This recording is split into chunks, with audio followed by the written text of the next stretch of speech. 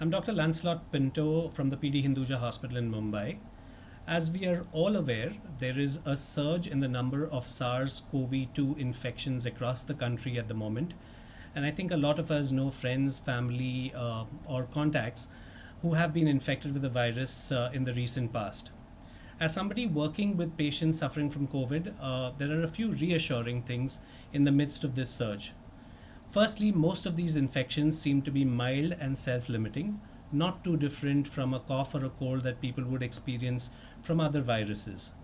There doesn't appear to be a significant surge in the number of people getting hospitalized or the number of people unfortunately having severe disease and passing away from the viral infection. These new variants or subvariants of Omicron that are being described do seem to be more transmissible, that they get easily transmitted from one person to another, but they do not seem to be causing a more severe disease, which is very reassuring. So what should one do? If you are a high-risk individual or you are in close contact with someone who's high risk, you would take the precautionary dose if you haven't taken it already. So the third COVID vaccination dose should be taken as soon as possible.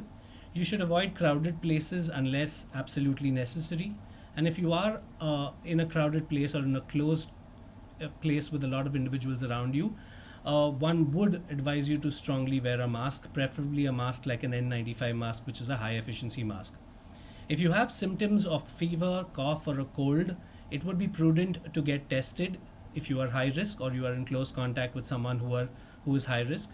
It would be prudent to isolate yourself and speak to your doctor about antivirals as an option, especially if you are a high risk individual.